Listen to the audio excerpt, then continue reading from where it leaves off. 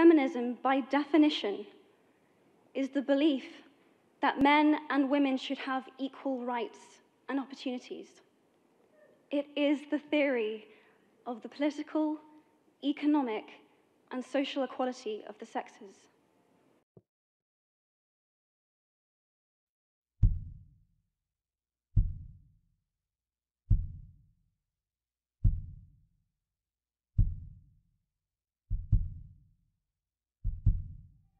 When I was 5 years old, I found out that I was engaged to be married as soon as I reached puberty.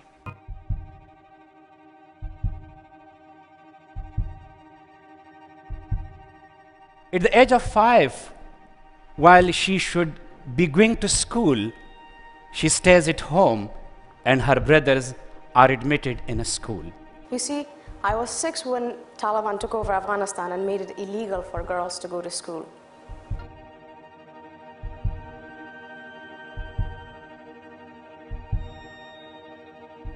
Admission in a school means that she has entered the world of dreams and aspirations where she can explore her potentials for her future life. One young woman I met, teen mother of 4, never thought about finishing high school, graduated successfully. Never thought about going to college, enroll in college. One day she said to me, my wish is to finish college and be able to support my children. I have 5 sisters, and none of them could go to school.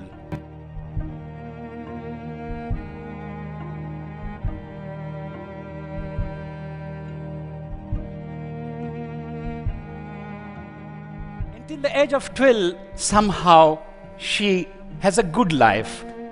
She can have fun, she can play with her friends in the streets, and she can move around in the streets like a butterfly. But when she enters her teens, when she becomes 13 years old, she is forbidden to go out of her home without a male escort. So for the next 5 years, I dressed as a boy to escort my older sister, who was no longer allowed to be outside alone, to a secret school. She is confined under the 4 walls of her home. She is no more a free individual. She becomes the so-called honor of her father and of her brothers and of her family. There were times I would get so frustrated by our life and always being scared and not seeing a future. I would want to quit. I had a dream. I wanted to become a teacher. Teachers looked nice. They wear nice dresses, high heel shoes. I found out later that they're uncomfortable, but I admired it. But my father, he would say, listen, my daughter, you can lose everything you own in your life. Your money can be stolen. You can be forced to leave your home during a war.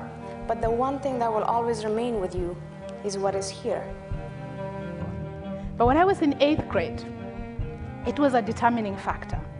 In our tradition, there's a ceremony that girls have to undergo to become women, and it's a rite of passage to womanhood. And then I was just finishing my 8th grade, and that was a transition for me to go to high school. This was the crossroad.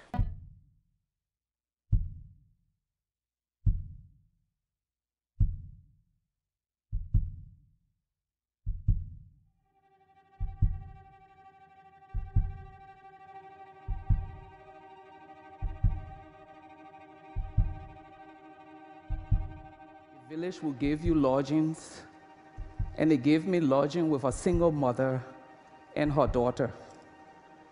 This girl happened to be the only girl in the entire village who had made it to the 9th grade. Feminism has become an unpopular word.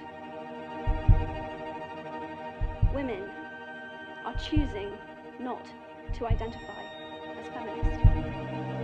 She was the laughingstock of the community. Her mother was often told by other women, you and your child will die poor. Once I go through this tradition, I was going to become a wife, well, my dream of becoming a teacher will not come to pass.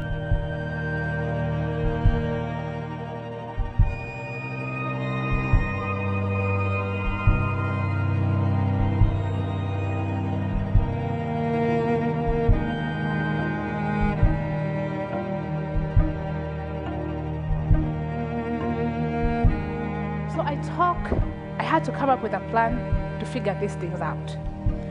I talked to my father. I did something that most girls have never done.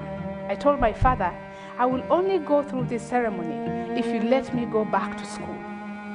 I was very lucky to grow up in a family where education was prized and daughters were treasured. And the day before the actual ceremony happens, we were dancing, having excitement, and through all the night, we did not sleep. The actual day came, and we walked out of the house that we were dancing. As we danced and danced, we walked out to the courtyard, and there were a bunch of people waiting. They were all in a circle. And as we danced and danced, and we approached this circle of women, men, women, children, everybody was there. There was a woman sitting in the middle of it. And this woman was waiting to hold us. I was the first. They were my sisters and a couple of other girls. And as I approached her, she looked at me, and I sat down. And I sat down, and I opened my legs. As I opened my leg, another woman came. And this woman was carrying a knife. And as she carried the knife, she walked toward me, and she held the clitoris, and she cut it off. As you can imagine, I bled.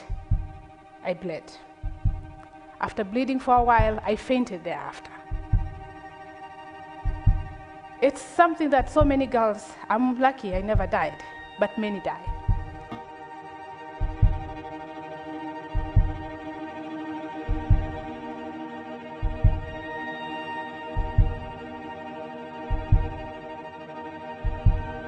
She says that's Gbowee. The meaning of her name is pig.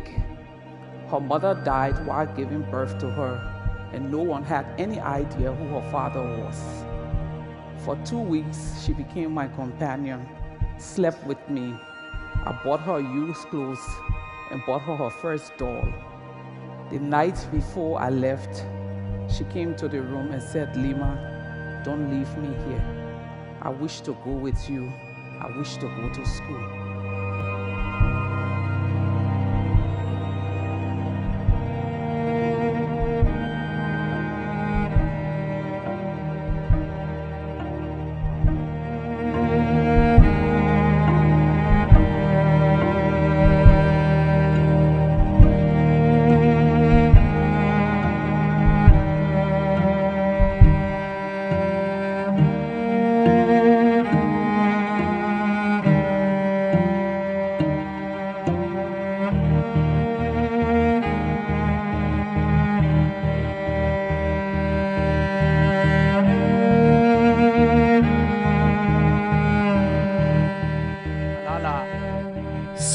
And she stood for the right of education.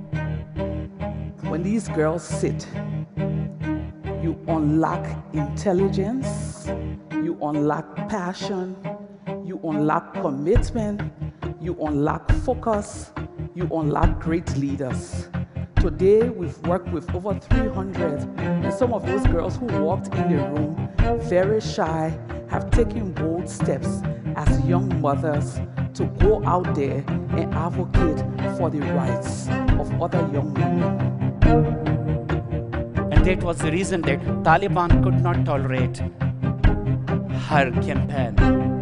And on 9 October 2012, she was shot on the head at point-blank range. That's why I'm a global ambassador for 10 times 10, a global campaign to educate women. That's why I co-founded SOLA, the first and perhaps only boarding school for girls in Afghanistan. We learned from her how to be resilient in the most difficult times. People ask me, what special is in my mentorship which has made Malala so bold and so courageous and so vocal and poised? I tell them, don't ask me what I did. Ask me what I did not do. I did not clip her wings, and that's all. Thank you very much.